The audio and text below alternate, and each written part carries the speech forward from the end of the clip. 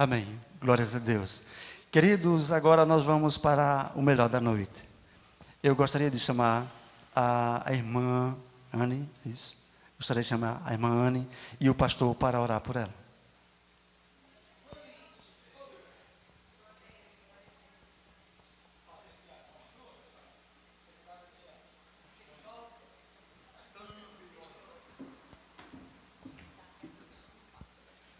Não é tão perigosa não, mas as mulheres já andam numa corda bamba, né, irmão? Salto desse tamanho, negócio bem fininho. Estendamos as nossas mãos em direção da serva do Senhor. Amado Deus e Pai de toda glória, aqui está a tua filha, um canal de bênção, Senhor, que o Senhor reservou para todos nós nesta noite. Que a tua palavra, a tua unção, o teu querer, a tua vontade flua através dela. Nós, Pai, estamos aqui, ou estaremos aí embaixo, com os corações abertos, com mansidão e alegria, para receber a Tua palavra. Abre os nossos ouvidos, Senhor, para que ouçamos a Tua voz. No nome de Jesus, amém.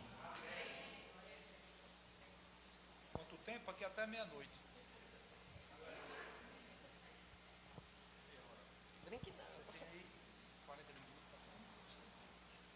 A paz do Senhor, igreja. Amém. É muito bom estar aqui com amigos e irmãos.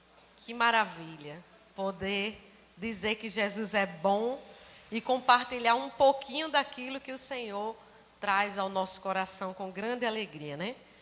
Eu gosto sempre de dizer, todas as vezes que eu vou ministrar a palavra do Senhor, que a palavra quem dá é o Senhor, tá certo? Ainda sou desse tempo que a gente ora e fala com Deus que conhece a igreja, amém? E aí a gente pergunta a Deus que conhece a igreja aquilo que Ele tem para falar para a igreja naquele dia. A gente sabe que o pão, ele é diário, né? O maná que caía dos céus continua caindo até hoje.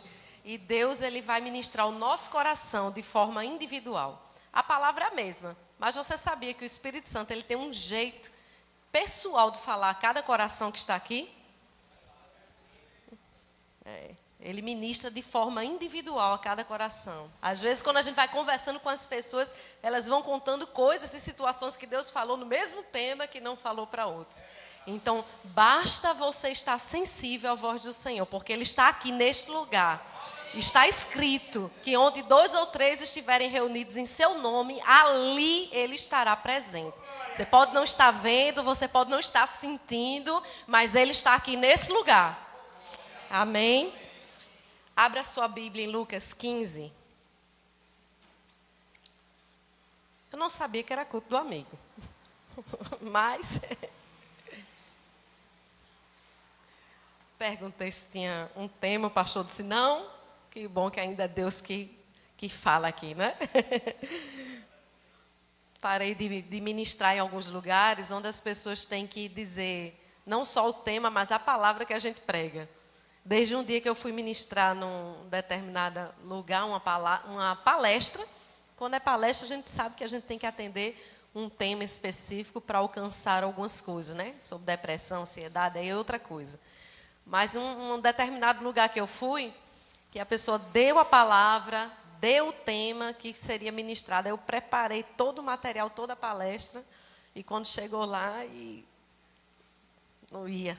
Eu disse, meu Deus, o que é que eu faço agora? E eu fiquei orando, Senhor, eu preciso obedecer aos pastores, honrar o convite. Não é? E o Senhor, dentro da própria palavra que eu pregava, fazia dizer aquilo que Ele queria dizer para a igreja. Eu disse, agora esqueçam os slides e vamos ouvir só a voz de Deus. Deus é assim, viu? Tem dessas coisas também. Vamos lá, Lucas 15. Eu queria que você focalizasse aí do verso 11 ao 24.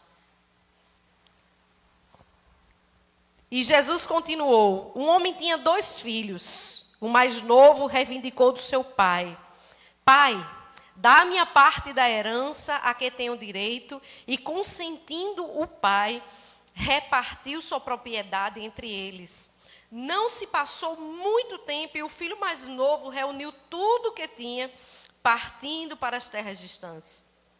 E lá esbanjou todos os seus bens, vivendo de forma irresponsável. Coincidentemente, após haver gasto tudo o que possuía, abateu-se sobre toda aquela região uma grande fome, e ele começou a passar por muita necessidade. Por esse motivo, foi empregar-se com um dos cidadãos daquela região, que o mandou para o campo a fim de cuidar dos porcos. Ali chegou a ter vontade de encher o estômago com as vagens da alfarrabeiras com as quais os porcos eram alimentados. No entanto, ninguém lhe dava absolutamente nada. Foi quando, caindo em si, falou consigo mesmo: quantos empregados meu pai tem? Comida com fartura, e eu aqui, morrendo de fome.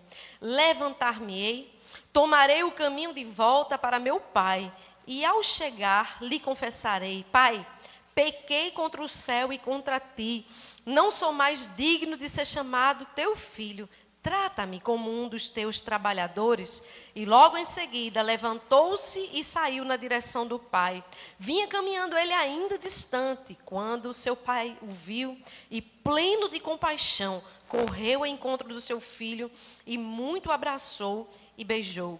Então o filho lhe declarou: Pai, pequei contra o céu e contra ti, não sou mais digno de ser chamado teu filho. Entretanto, o pai ordenou aos seus servos: trazei depressa a melhor roupa, vestii-o com distinção, põe-lhe o anel de autoridade e as sandálias de filho. Também trazei um novilho gordo e o preparai, comamos, façamos uma grande festa e regozijemo-nos. Portanto, este meu filho estava morto e voltou à vida, estava perdido e foi encontrado, e começaram a celebrar o seu regresso. Entre mentes, o filho mais velho estava no campo. Quando foi se aproximando da casa, o pai o viu. Ele viu o som de música e das danças. Então chamou um dos servos e indagou-lhe sobre o que estava acontecendo. E este informou: teu irmão regressou e teu pai mandou matar um novilho gordo, porque recebeu de volta são e salvo. Mas o filho mais velho encheu-se de ira e negou-se a entrar. Então o pai saiu e insistiu com ele. Porém, ele replicou ao pai: há tantos anos tenho trabalhado como um escravo para ti, sem nunca ter desobedecido uma só ordem tua. Contudo, tu nunca me oferecesse nem ao menos um cabrito para que pudesse festejar com os meus amigos. No entanto, chegando em casa este teu filho, que pôs fora os teus bens com prostitutas, tu ordenaste matar o novilho gordo para ele. Então arrasou o pai: meu filho, tu sempre estás comigo, tudo o que possuo é igualmente teu. Porém, nós tínhamos de celebrar muito a volta deste teu irmão e regozijarmos-nos, porque ele estava morto e reviveu, estava sem esperança e foi salvo. Glória a Deus. Se eu tivesse que dar um tema para essa palavra, eu ia dizer sobre o direito de escolha. Deus concedeu a cada um de nós uma coisa chamada livre-arbítrio. Eu fui procurar o que significa de fato o livre-arbítrio, para não falar só que é questão de escolha. Diz assim: transmite um sentido de, aqui, é o poder de cada indivíduo tem de escolher suas ações e que caminho quer seguir. A escolha, muitas vezes, que nós temos na nossa vida, elas vão nos levar a percorrer certos caminhos. Quer sejam eles de bênção, ou quer sejam eles aparentemente caminho de bênção. O final disso daí é que muda. Porque existem coisas, existem escolhas que nós fazemos, que elas vão até nos dar, ou nos alegrar, ou nos satisfazer por certo tempo.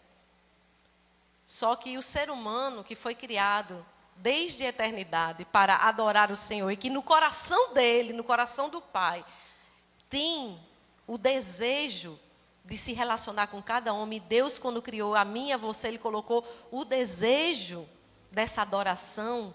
Pode ver que cada ser humano tem, nem que seja desconhecendo a Deus, mas ele procura um ídolo. no seu coração, ele procura um ídolo na sua vida, Deus colocou isso daí para quê? Para que o homem, para que eu, para que você, quando eu digo homem, se achegue a ele e o conheça de alguma forma. Ainda que tateando, como Paulo, quando foi pregar lá em Atenas, que encontrou ali diversos altares, diversos ídolos, encontrou um com o nome assim, ao Deus desconhecido. E ele resolveu falar do Deus desconhecido. Mas dentro de cada um de nós existe um desejo por conhecer aquele que nos criou. Se eu pudesse falar da perspectiva aqui bíblica, eu iria falar das três, mas não há tempo para isso. Falar da perspectiva do pai, do filho mais velho e do filho mais novo. Eu queria falar somente desse filho que escolheu sair desta casa. E aqui o Espírito Santo ele foi ministrando ao meu coração. Jesus ele estava falando em parábolas e ele contou ali, essa parábola faz parte de um conjunto de outras duas, sobre a dracma e sobre a ovelha. Na parábola da ovelha, ele vai falar daquela que se perdeu e que o pastor, ele vai lá e deixa as 99 e vai resgatar uma ovelhinha. Na parábola da dracma perdida, ele vai falar sobre uma pessoa que procura diligentemente e varre e coloca luz no ambiente até que encontre a dracma perdida. E ali, ao encontrar, tem grande alegria e chama todos os seus vizinhos para comemorar. E agora Jesus ele vai falar sobre este filho perdido. Talvez alguns autores eles não dariam esse tema para não dar tanta ênfase para o filho que se perdeu, mas colocaria mais ênfase no Deus que está aqui descrito nessa palavra, né? Mas por alguma razão a epígrafe vai dizer aí da sua Bíblia, filho pródigo. Mas, enfim, Jesus estava falando essa parábola por causa dos fariseus e publicanos. Porque estes questionavam muito ao Senhor. Eles questionavam a Jesus por que ele tinha tanta comunhão, por que ele tinha relacionamento com homens pecadores.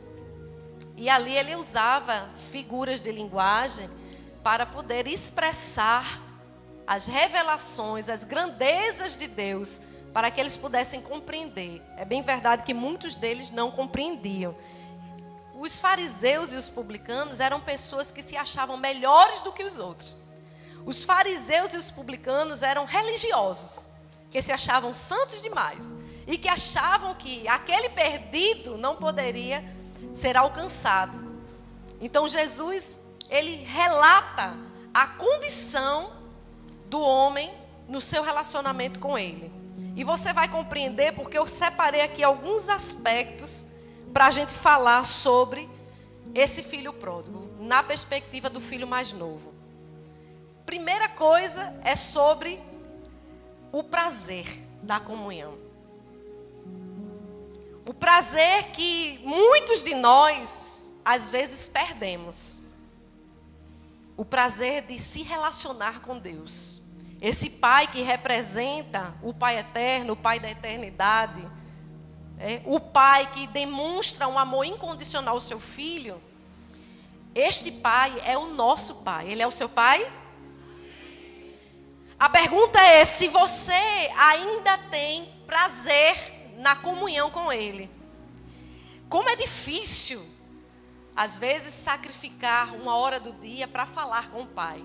Como é difícil, às vezes, sentar, pegar uma Bíblia, ler e ouvir o Pai falar com você.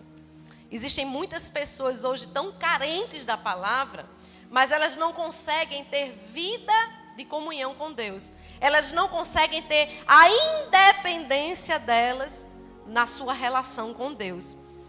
A gente sabe que nos últimos tempos Deus se revelou de diversas formas, usando profetas, mas nesses últimos tempos Ele se revelou usando o seu Filho. Está escrito lá. Agora, como é que eu vou conhecer a Deus se eu não conheço a Bíblia? Como é que eu vou ter comunhão com Deus se eu não falo com Ele? É meio paradoxo, mas existem dados estatísticos para poder falar sobre isso. A gente sabe que o povo cristão é um povo que lê pouco. Lê pouco a Bíblia. E por incrível que pareça, ora também pouco. Quando há muita oração, há muito poder. A gente costuma dizer assim, não é? E quando não há conhecimento nenhum e só há muita oração, como será que ficam as orações? Agora, e quando há muito conhecimento da palavra e quando não há oração alguma, como será que fica? Parece que a soberba ou a altivez daquele que sabe, não é? Vai começando a confiar em si mesmo, e aí depois vem uma falha terrível, que é uma queda. Então, quando eu coloquei aqui a primeira coisa do prazer, porque é notório que esse filho, ele começa a ter um desejo de experimentar outra coisa. Ele começa a carregar dentro dele uma coisa chamada esse sentimento de insatisfação. Você já viu alguém na casa de Deus insatisfeito? Não há motivos para se reclamar, não há razões para se falar, mas a pessoa ainda consegue achar razões para que a sua vida não tenha sentido. E a comunhão com Deus parece que não funciona. Parece que é aquela coisa, o filho questionador. Por que está assim? Por que tem que ser assim? Por que eu estou desse jeito? Por que as coisas não vão desse jeito? É o filho que coloca Deus aparentemente num canto de parede. E ao invés de desfrutar da presença, da sua paternidade, do seu cuidado, ao invés de compreender esse cuidado, esse filho começa a ser um filho sem prazer pela companhia do pai. Mas um filho que começa a buscar prazer em outras coisas que o pai possa fazer. Repare se isso não tem a ver conosco. Uma coisa chamada hedonismo, que é o quê? A busca desenfreada pelo prazer.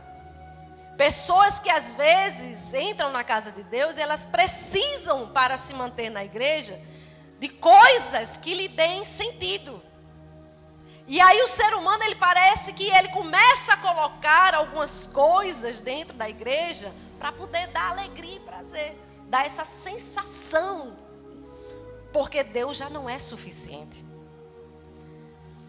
Isso não é só dentro de uma perspectiva da igreja, como shows entrando na igreja, como festas pagãs entrando na igreja, mas isso também pode ser perspectiva do próprio homem, que tem a vida com Deus, mas não tem sentido em tê-lo.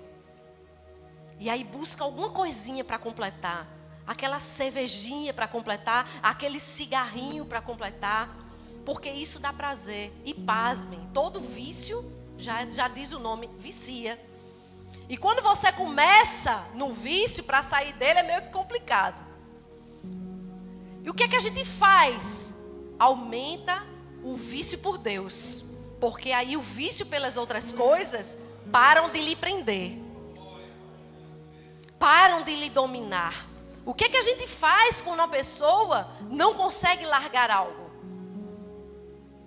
A gente demonstra que existe, obviamente, uma luta da carne e do espírito, mas que vai vencer quem estiver mais fortalecido.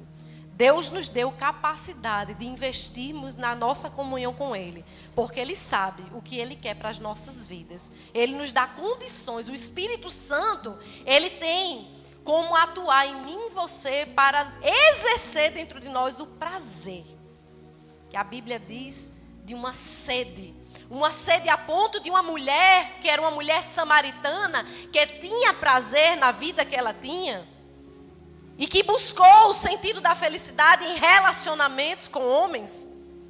Mas quando Jesus disse para ela: eu tenho uma coisa para dizer para você, mulher, eu tenho uma água, que se você beber dessa água, você nunca mais terá sede. Ela disse: dá-me de beber. E ele demonstra qual é a condição. E ele disse para ela: vai, chama o teu marido e volta. Senhor, não tenho marido. Dissesse bem.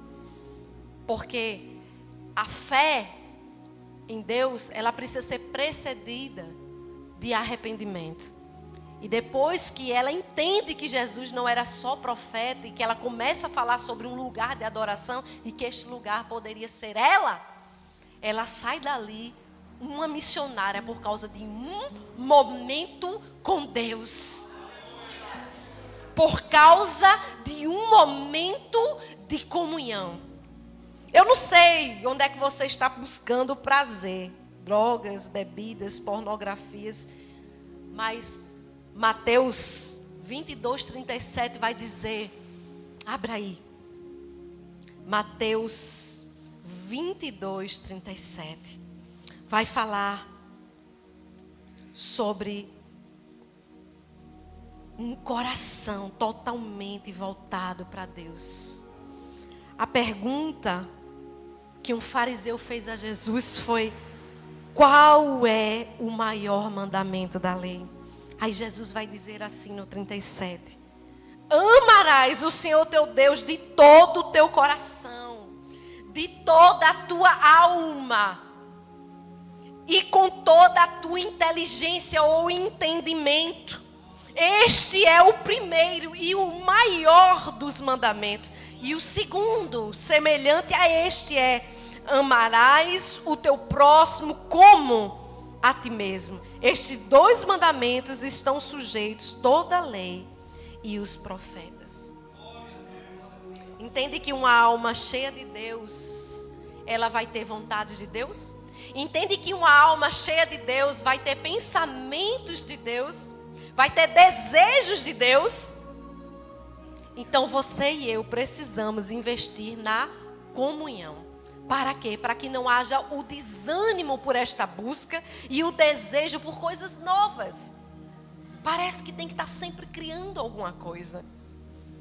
No tempo que eu fazia algumas reuniões de oração na minha casa, eu fazia assim: todo mundo que chegava lá não falava comigo primeiro. Eu só abria a porta, já abria orando. Já abria assim. Primeira coisa era: primeiro você se ajoelha, quem queria ir. Passe 1 hora falando com Deus. E depois a gente se reúne. Depois a gente fala, compartilha o que é que Deus falou conosco, o que é que Ele tratou conosco. Não é o que Ele mandou entregar para alguém. É o que Ele falou para mim. É o que Ele tratou em mim. Por quê? Porque estamos muito habituados a ver pessoas hoje em dia caindo, falhando na sua caminhada cristã. Demonstração de força e poder, quando na verdade o apóstolo Paulo ele diz: é na minha fraqueza que o poder de Deus se aperfeiçoa. E quando ele pensava de se orgulhar, o Senhor disse para ele: Paulo, epa, a minha graça te basta. E ainda disse qual a razão do espinho da sua carne, para que ele não se orgulhasse. A comunhão com Deus vai gerar em mim e você uma satisfação e um contentamento. E o reflexo disso é que a gente vai ter prazer nas coisas que nós fazemos para Deus. Quer seja vir aqui pegar no microfone e pregar. Quer seja escutar 1 hora numa ligação, alguém na madrugada chorando e contando um problema. Por quê? Porque você tem entendimento do reflexo da sua comunhão com Deus na vida de alguém. Porque você tem entendimento do que uma palavra dita no seu tempo pode fazer na vida de alguém que está sofrendo, que está oprimido, que está cativo nas mãos do diabo. Isso faz toda a diferença. Mas esse filho esfriou. A outra coisa que eu posso relatar sobre essa história desse filho é a falta de limite. E por que a falta de limite? Porque esse filho, ele desejou a herança do seu pai. E sabe que não era o tempo para esse pai fazer isso. E nem se podia, porque ele era o filho mais novo. É como se ele tivesse literalmente matando o pai antes do tempo. Ele foi precipitado. E hoje a precipitação aflige todos os lares. Tudo é para ontem, tudo é para agora, tudo é urgência. Já não priorizamos mais Deus. Buscamos às vezes as nossas próprias necessidades. Havia 2 irmãs, Marta e Maria. Uma tão ocupada com o serviço e a outra na comunhão com Cristo. E quando essa se questionou a Jesus, ele disse: ei, a tua irmã escolheu a melhor parte. e essa não lhe será tirada. Quando a gente diz priorizar a Deus, buscar em primeiro lugar o reino de Deus, é buscar a sua presença, é buscar a comunhão, é você acordar dizendo: Deus, obrigada, porque hoje é mais um dia que eu estou viva no teu propósito para fazer algo que eu não sei o que é, mas esse dia eu entrego nas tuas mãos. Eu estou saindo sabendo que eu vou trabalhar, mas tudo pode acontecer nesse dia. É você entender que na hora da refeição, Deus também se faz presente, abençoando o alimento. Parece uma besteira o que eu vou falar, mas pasme, produtos transgênicos estão no mercado assim, e a gente nem ora por isso, nem pelos agricultores, para que Deus levante pessoas com sementes boas, sem alterações genéticas, porque o povo está tendo tanto câncer, porque isso daí não é expelido do nosso corpo, e a gente nem está ligado nisso. E por incrível que pareça, o cristão é o povo que mais come, não é não? É ou não é? Só sou eu que gosto de comer. Vocês também, em nome de Jesus, né? A gente é bem nutrido. Mas a gente nem está se dando conta disso. Mas precisamos também orar por isso. E aí, a falta de limite gera um povo ansioso. Hoje não se pergunta mais as coisas a Deus. Se faz. Não deu nem, eu vejo tantas pessoas chegando assim: não vou nem orar para saber que é fulano. Não, é fulano. Porque aparência e comportamento. Mas aparência engana. Cuidado. Deus diz na sua palavra: quando ele escolheu a Davi e Samuel foi ungí-lo, o que aconteceu? Qual foi a fala de Deus para ele? Ô Samuel, tu julgas pela aparência, mas eu conheço o coração. Nós sabemos que muitas pessoas às vezes têm determinados comportamentos até aceitáveis na igreja. O problema é a vida com Deus, como está. Às vezes a vida com Deus dentro do seu lar, quando passa da porta da casa, quando passa da porta do trabalho, se as suas atitudes são também louváveis a Deus. A Bíblia vai dizer: tudo o que fizeres, por meio de palavras ou ações, fazei em nome do Senhor. E eu pergunto: as suas palavras, elas têm glorificado a Deus? A falta de limite gera filhos impacientes, filhos egoístas, filhos narcisistas. Pai, eu quero agora. Dá-me a minha herança. Que pai amoroso foi aquele pai que disse: você quer? Tudo bem. Você está escolhendo matar o seu relacionamento comigo. Está aqui nas suas mãos. Quantos pais que não conseguem mais dizer não, isso não pode, isso não deve ser feito. Limitar o seu filho. E aí, se relaciona com seu filho a partir disso.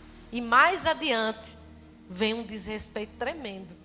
É quando alguns se arrependem, lembram da casinha de mamãe, da casinha de papai, né? Aí voltam chorosos. Quando muitos fazem isso, mas e quando não fazem? Cortam, rompem com o seu relacionamento. Parecem que são filhos do mundo. Não mais tem pai e nem tem mãe. Outra coisa que a gente pode falar sobre este filho pródigo é sobre cegueira. Ele foi para terras distantes. E sabe que uma pessoa que está com muito desejo de saciar suas próprias vontades faz? Ela foge da comunhão com os outros. Ela vai para terras distantes. Ela não percebe às vezes o seu próprio erro. Ela não aceita muitas vezes a correção, porque o desejo pela liberdade é algo que a consome. E muitas vezes isso faz com que a própria pessoa nem se importe com o que o outro sinta. É assim ou não é muitas vezes no nosso lar? Quando nós falamos com alguém, quando nós orientamos uma determinada pessoa, quando nós dizemos: olha, isso não faça assim, mas a cegueira, o engano, as seduções dessa vida parece que tomam o coração da pessoa e conduz muitas vezes ao erro. E esse senso de independência, eu não preciso de você, é terrível. É por isso que o Senhor falou que Ele é o cabeça e nós somos o seu corpo. E cada membro, cada um, é extremamente necessário para o corpo de Cristo. A Bíblia vai dizer que aqueles que a gente considera os menos honrosos, aquele que você diz, não, essa irmã aí não dá para nada. Cuidado, ela é uma flecha na mão do seu Criador. Cuidado, que ela pode ser uma missionária amanhã. Cuidado ao descartar uma pessoa que pode ser um vaso escolhido pelo Senhor seu Deus. Uma outra coisa que eu relato sobre a vida desse homem é a inconsciência e a ação do Espírito de Deus sobre essa inconsciência. Porque quando ele estava com o pai, ele era totalmente inconsciente de que ele era feliz. Aí ele vai para o mundo, começou tendo a falsa felicidade, foi preenchendo o vazio, só que gastou tudo, ficou naquela situação. Aí ele percebeu, chegou o seu entendimento, porque a sua Bíblia vai dizer que ele caiu em si, e falando consigo mesmo. E sabe o que é que eu entendo aqui, embora não esteja escrito? A ação do Espírito Santo sobre os desviados, sobre os afastados da comunhão com Deus, mostrando para eles que tudo bem, você tem necessidade sim, mas a sua necessidade maior é pela minha presença. Nada do que você buscar lá fora será para você um rendimento maior do que a minha presença. Será mais forte, mais poderoso do que a mim mesmo.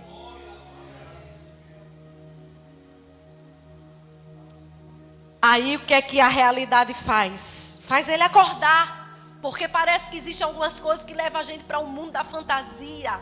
Isso me faz lembrar aquela nova versão de Cinderela. Não sei se os irmãos já assistem assim de vez em quando os filmes besta, mas velho também assiste, né? Mas quando aquele coelhinho chega e pergunta para ela: que caminho vamos escolher? Qualquer caminho. Escolha qualquer caminho. O mundo de fantasia de que qualquer caminho nos leva a Deus. Só há um caminho que nos leva até Ele. O resto é só fantasia. Jesus, Ele é o caminho. Ele é a verdade e Ele é a vida. Ele caiu em si. Pode demorar o tempo que for, mas talvez você um dia vá cair em si e vá dizer: quanto tempo eu perdi distante do meu Pai. O pecado é bem verdade que ele nos envergonha. Mas a única pessoa que está disposta hoje a ajudar você diante dessa debilidade, fragilidade, coisa que você se envolve, se chama Deus. E se não fosse Ele na vida de um pastor, na vida de um diácono, na vida de um obreiro, eles não conseguiriam falar para você desse amor de Deus. Porque a nossa relação às vezes com o outro é uma relação de troca. Muitas vezes. Eu ajudo você, aí um dia eu espero que você faça a mesma coisa por mim. O ser humano, via de regra, ele é assim, ele coloca muita expectativa no outro. Mas não se preocupe, que se sua expectativa for colocada totalmente em Deus, ela não será jamais frustrada. Você não vai viver no mundo da fantasia, nem na ilusão.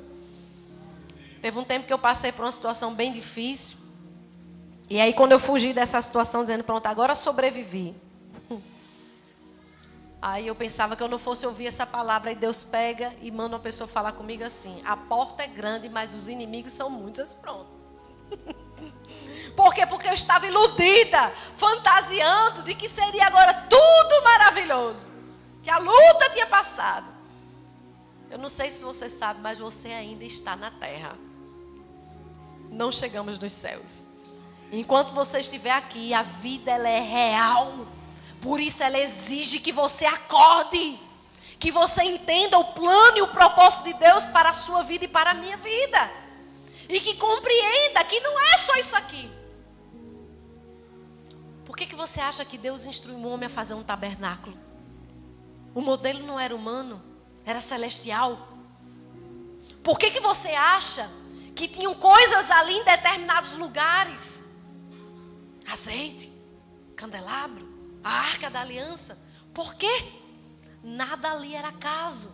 Nada ali era ideia do homem. Tudo era plano de Deus. Uma outra coisa que a gente entende sobre a vida desse jovem é o seu sentimento de solidão e de abandono.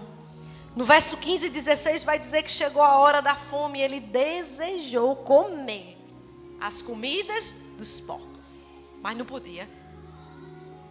Sabe aquele momento que você pensa que você vai ligar para uma pessoa e que você vai conseguir ter aquele consolo? A pessoa vai estar disponível para você. Todo mundo, todo crente passou por um deserto já na vida. Todo mundo passou por um momento que precisou, na hora que mais precisava, nem o marido podia fazer nada nem ajudar. Tem coisas dentro de nós que somente Deus pode corresponder. O que mostra na vida desse homem é que amigos fugiram, dinheiro acabou, e agora? Toda a liberdade que ele tinha, e agora? Escolhas é o que a gente aprende. Que escolhas nós temos feito hoje? O pecado que gera prazer, que escraviza, a liberdade do mundo, que é uma prisão, escolhas que vão nos levar à morte, ou escolhas que vão nos levar à eternidade. O que nós escolhemos? Viver sem pensar no amanhã, viver essa vida curta, temporária, cheia de abismos, mentiras, enganos, ou buscar verdadeiramente a comunhão com Deus? Onde está a felicidade? Você sabe responder isso? Onde está a sua alegria? Onde está a paz neste mundo? A felicidade está em coisas que você possui? O que você intitula por felicidade? Há uma teoria que diz que, na psicologia, que o homem, a vida dele é como uma pirâmide. Alguém já ouviu falar disso? Aí ele tem que ter as bases todas supridas. Alguém já ouviu falar disso? Teoria de Maslow? Não? Aí diz assim, a primeira base, segurança e prazer. Aí tem que estar suprida. Trabalho, comida, necessidades básicas. Lá em cima é para ele chegar no sucesso. Deixa eu dizer para você como é a teoria de Deus. A pirâmide é invertida. Porque o apóstolo Paulo ele vai dizer assim: aprendi a viver bem sobre toda e qualquer circunstância.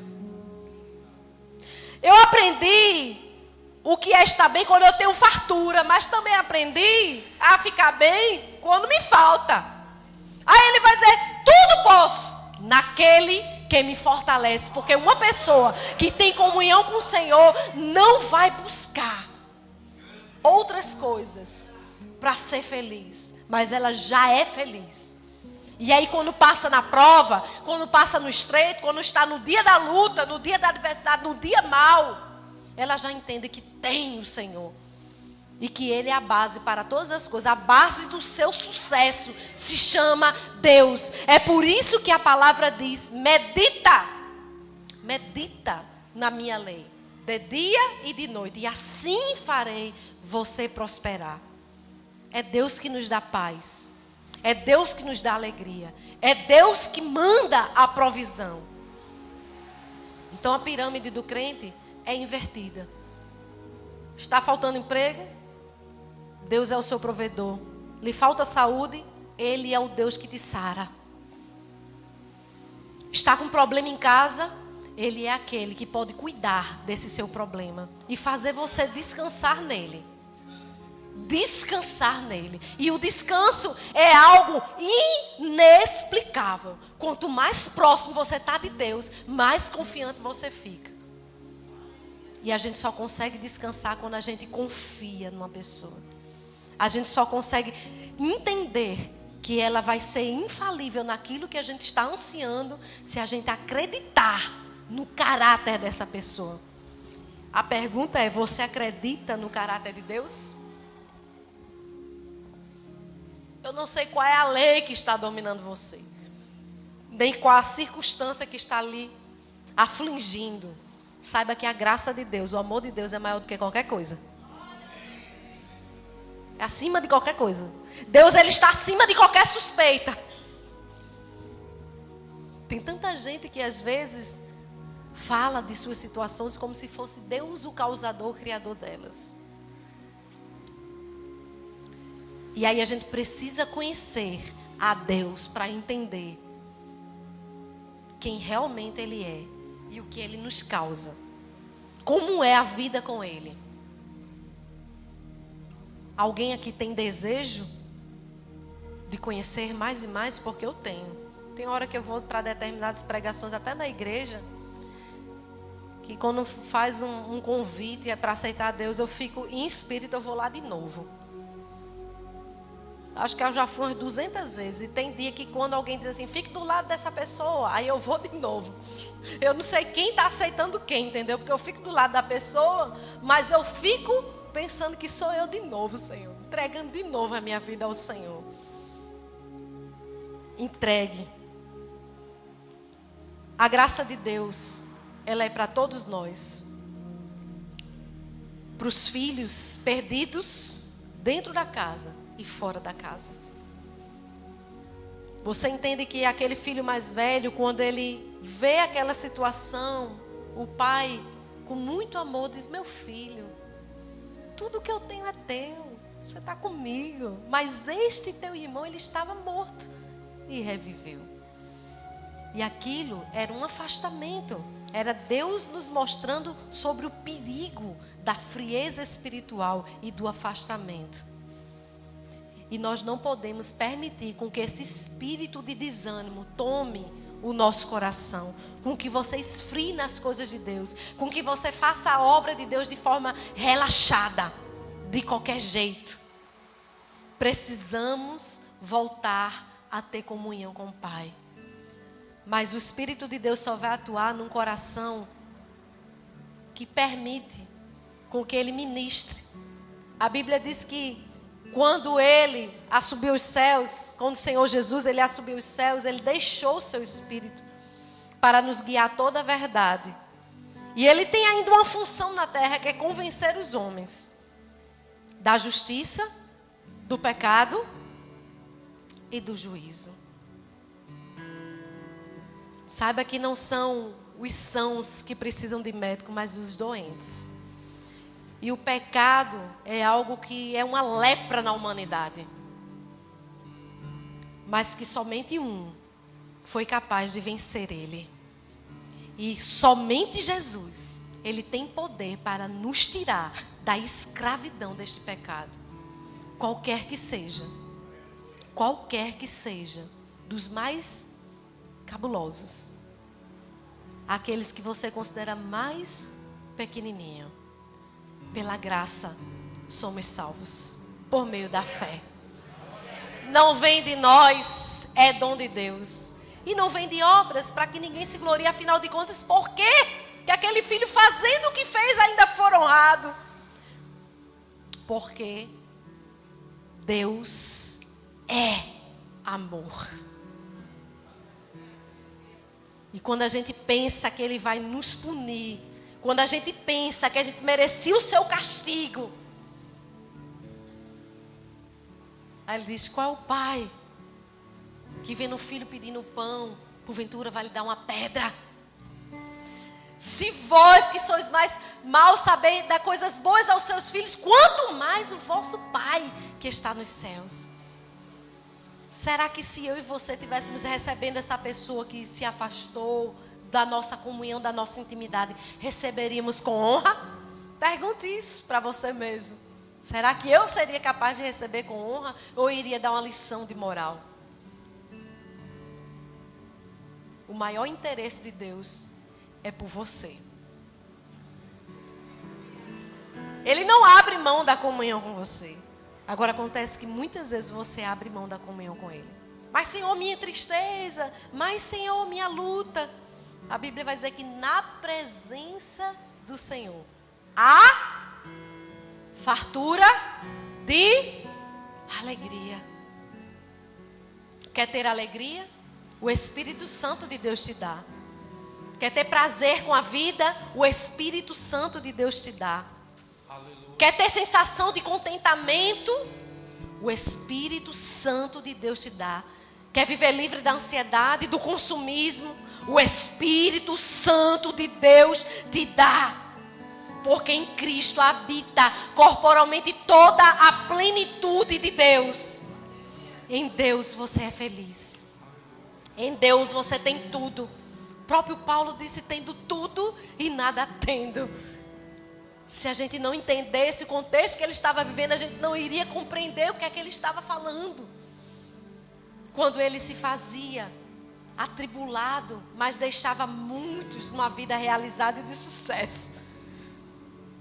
Deus quer que você seja um sucesso. Mas os caminhos que você trilha hoje, Ele quer mostrar para você que não vão lhe dar o prazer maior, nunca, jamais, do que andar com Ele. Você quer aprender com Deus? Mateus 5 vai falar sobre os bem-aventurados. Bem-aventurado ou feliz é você quando você entende que você é pobre de espírito. Quando você entende que você é necessitada da presença de Deus. E a presença de Deus é algo extraordinário. É notório quando uma pessoa tem a presença de Deus. É notório quando um filho ou uma filha de Deus tem a presença de Deus, porque isso reflete na sua conduta diária, no seu relacionamento com os outros. Quem tem paz com Deus tem paz com as pessoas. Quem não tem paz com Deus não tem paz com as pessoas. Está entendendo o que o Senhor está falando? Você recebe essa palavra? Aleluia, Deus. O Espírito Santo. Às vezes a gente tem medo de falar com o Espírito Santo, né? Mas você pode falar com Ele numa oração comigo agora? Pode? Com seus olhinhos fechados mesmo. Fale só com Ele.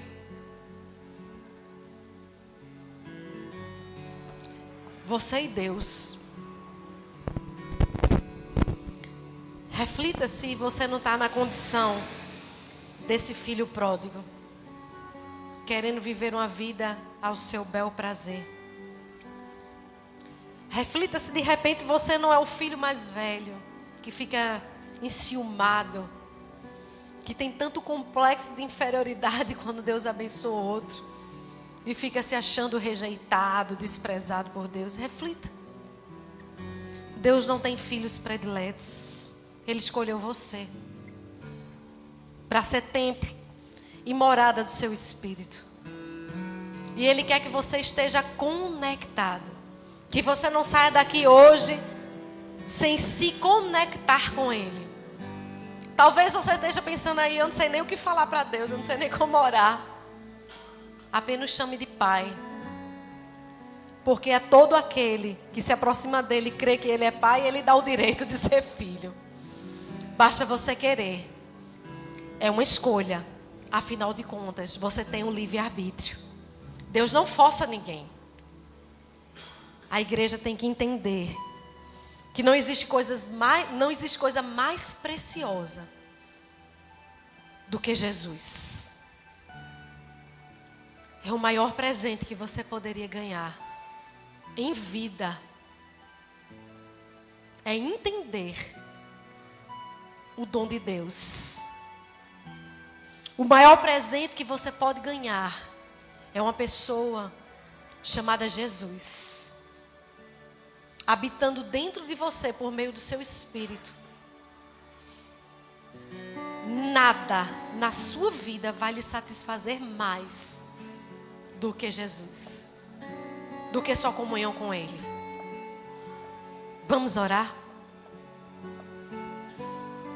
Pai,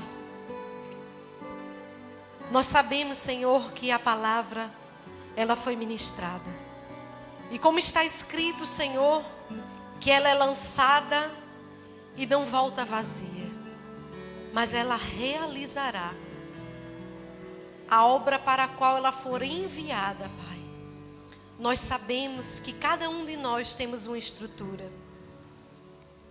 Cada um, Senhor, receberá no seu coração, de acordo com a sua própria estrutura. Mas que o Teu Espírito, neste momento, Senhor, de comunhão, de oração a Ti, de silêncio, oh Pai, que você possa lembrar aos seus filhos e filhas, que eles possam cair em si, dessa distância, dessa frieza, talvez desse afastamento. Que você possa ministrar de forma ímpar, individual, particular, a cada coração, Senhor. Para que eles venham entender o que diz a Tua palavra, que é Te amar, Senhor, sobre todas as coisas. É amar ao Senhor com toda a alma, com todo o entendimento, muito mais do que qualquer coisa nesta vida. O Teu Evangelho é tão simples, a Tua palavra é tão simples. Senhor, que ele possa entender, que ela possa entender, mediante a ação do Teu Espírito agora, a riqueza, a preciosidade, a essência, Senhor, do que é Te ter. Mostra agora, que se abram os olhos espirituais, que o Senhor retire toda a escama, Senhor, dos nossos olhos, no nome de Jesus. Que se abram, Senhor, os ouvidos, Pai, para compreender a revelação, Senhor, do que é Cristo em nós. Ó Deus, pedimos a Ti, que no nome de Jesus o Senhor conceda prazer a cristãos aqui, a servos escolhidos Teus, prazer pela Tua presença, prazer pelas coisas de Deus, prazer em estar na Tua casa, prazer em ler a Tua palavra, prazer em orar, prazer em falar contigo, Senhor. É no nome do Teu Filho Jesus que nós rogamos e desde já Te agradecemos. Amém. Há algum filho de Deus ou filha de Deus que fez essa oração e que estava afastado do Senhor? Você se colocou como esse filho pródigo? Se você fez isso, eu já tenho uns 15 anos a mais de evangelho. Já experimentei muitos caminhos na minha vida, mas todos eles tão vazios, que só quem trilhou pelo mundo sabe. Recifolia, correndo atrás de trio elétrico, buscando música, bebida, prazer. A liberdade de fazer o que eu queria. Mas nada foi comparado ao meu encontro com Deus. Quando eu comecei a ouvir a sua voz, eu me sentia tão especial. Porque eu ouvia tantas vezes as pessoas dizendo, Deus fala comigo, eu ficava perguntando como será que é ouvir Deus falar. Que eu quero essa experiência. Eu ficava orando, pedindo, Deus, como é que o Senhor fala? Porque tanta gente contava tanto testemunho bonito, eu dizia, quando é que vai ser o meu? 8 dias de convertida. 8 dias na igreja. A primeira coisa que Deus tirou de mim foi o Egito. Foi as coisas do mundo, para que Ele pudesse me apresentar a Ele como Ele é. Porque eu não entendia. Eu não o conhecia. Mas eu só sabia que quando eu caminhava e ficava falando com ele, eu dizia, você está aqui, você me escuta. E eu chegava no culto e ele respondia tudo o que eu falava. Eu dizia, agora eu entendo o que é Deus falar com a pessoa. E com quantas vezes eu queria tomar determinadas decisões. Quantas vezes eu até estava sentindo de tomar determinadas decisões. E quando eu ia falar com ele, eu dizia, já que você fala, me responda. E daqui a pouco aquela vontade passava. Aquele desejo de fazer o que eu queria passava. E eu entendia como Deus falava dentro de mim também. E daqui a pouco, quando eu fui tendo mais comunhão, mais intimidade, lendo a sua palavra e fui alcançando pessoas, eu entendi também como Deus falava através de mim e apesar de mim. E eu fui me sentindo tão especial para Deus. Eu fui me sentindo tão importante para Deus. Quantas vidas, quantas pessoas já foram resgatadas da morte. E eu ficava dizendo, uau, Deus, isso é extraordinário. Isso é muito importante, muito mais do que qualquer coisa nessa vida. Dinheiro não paga. Nada se compara ao prazer de apresentar Cristo a uma pessoa como Ele é. Simples. De levar uma pessoa que não lê a Bíblia, como eu levei a muitos, a amar a Bíblia, a palavra, a ler. De fazer algumas pessoas que não sabiam nem orar, se achegar a Deus e orar. E hoje elas conseguem orar pelos outros. Como é bom ter Deus. Como é bom experimentá-lo. Provai e vede que o Senhor é bom. Você pode dizer, Deus é bom. Você pode dizer, Deus é bom. Talvez você não esteja percebendo a bondade dele sobre a sua vida. Quando ele te tira algo que você mais ama. Quando ele te afasta daqueles que você chama de amigos. Deus é bom. Porque ele preserva a sua vida. Ele dá livramentos. E você nem entende o trabalhar dele na sua vida. Mas nada é acaso. Você não é obra do acaso. Sua vida não é obra do acaso. Ele está aqui. Ele está aqui. Ele está aqui. Ele está aqui. Ele está aqui. Fale com Ele. E se você quer receber o Espírito Santo, se você quer esse selo da eternidade, quer essa garantia de que aconteça o que acontecer, você está salvo. A ponto do apóstolo Paulo dizer, eu estou pronto, eu estou preparado, não somente para sofrer, mas para morrer por amor de Cristo. Se você entender o que é isso, você nunca mais vai ter medo da morte, nem medo de morrer. Você vai entender que a sua morada é os céus e que a sua vida está garantida pela mão daquele que te criou. Nada pode te separar do amor de Deus. Nada, nada, nada. Talvez você esteja se perguntando, meu Deus, eu tão falha, tão errado, tão errado. E Ele se importa com você nos mínimos detalhes. Você não tem noção do amor que eu estou sentindo, da compaixão que eu estou sentindo nesse momento, no meu coração, por pessoas aqui, por vidas que estão aqui nesta noite, que precisam voltar a uma comunhão com o Pai. Senão Deus não dava essa palavra. Sabe que uma das coisas que impedem e atrapalham o julgamento. O que as pessoas vão pensar de mim? O que vão achar? O nome disso se chama renúncia. Muitas vezes eu pensei que meus amigos estariam comigo nas horas de adversidade. Quando eu perdi meu trabalho, por exemplo. Eu procurei os amigos da bebida e eles não estavam lá para me dar dinheiro. Mas quando eu comecei a buscar a Deus, Deus abriu a porta para mim. Não se importe nem com o que os outros pensam e também não se importe nem com o que você mesmo traz à mente. Sabe do que você é?